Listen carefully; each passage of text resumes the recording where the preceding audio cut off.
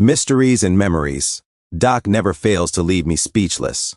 Ryan Clark is who? What was he doing exactly? And why does the conclusion of Doc Season 2, Episode 4 make me feel sick to my stomach?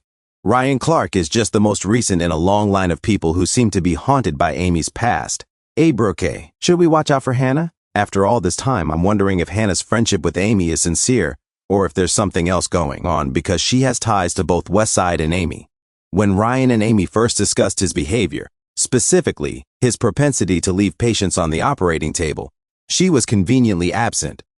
Additionally, it appears that Ryan misled his family about the true reason for his job resignation. However, we also know that Ryan is no longer alive, so we are left to wonder how, when, and whether his death has anything to do with Amy. I'm not sure which is more frightening, the fact that Amy has a lot of people who are at odds with her, or the fact that she can't recall anything about them to keep herself safe. It isn't a way of life. Hannah's return to the hospital where her father worked can't be a coincidence, can it? And why precisely did she appear as though she was unaware of Amy's identity, while later revealing that she was? Since Amy's recollections of Ryan are the main focus, it is reasonable to worry that Hannah, who comes across as kind and pleasant, might be there for other reasons. Hey bruh, what is the mystery surrounding Ryan? It feels like a thrill. The entire situation involving Ryan was concerning. The fact that this specific flashback scene took place in 2021, when many doctors were struggling to survive the COVID pandemic, was one of the reasons I thought it was so well timed.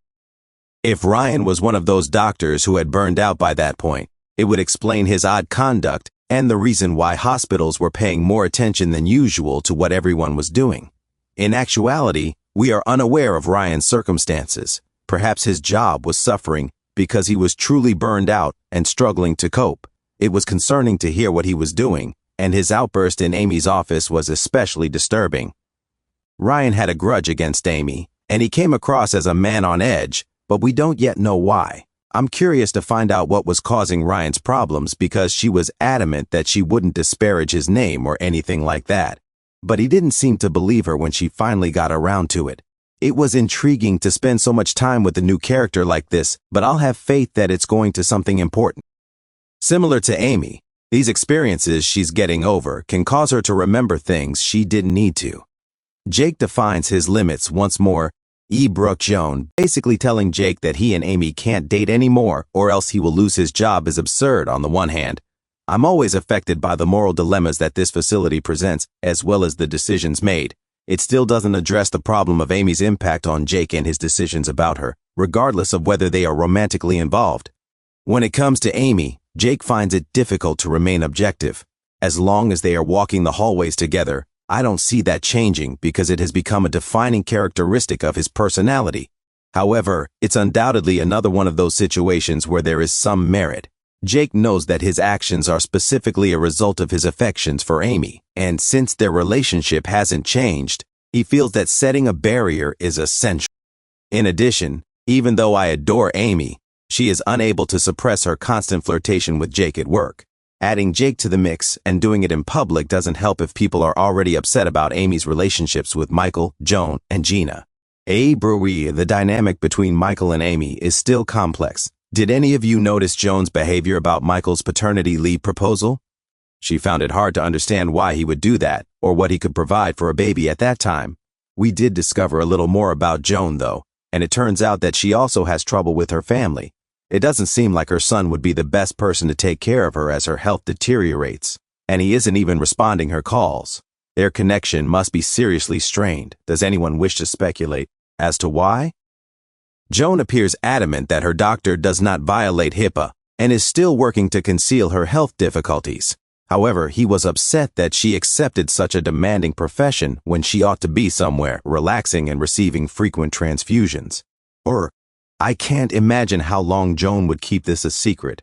I have a strong suspicion that her health will deteriorate significantly. Will Michael and Amy ever be able to let go of one another?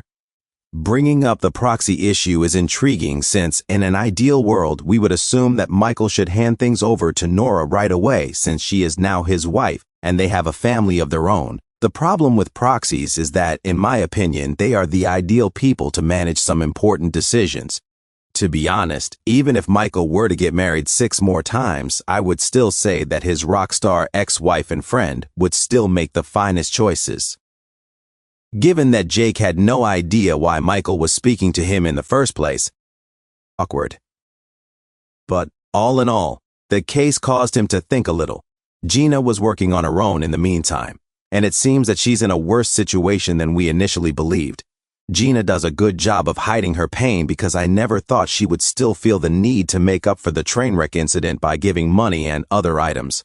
Amy's refusal to leave her alone, even if it meant speaking with Gina's wife, who reportedly dislikes Amy, was something I really liked.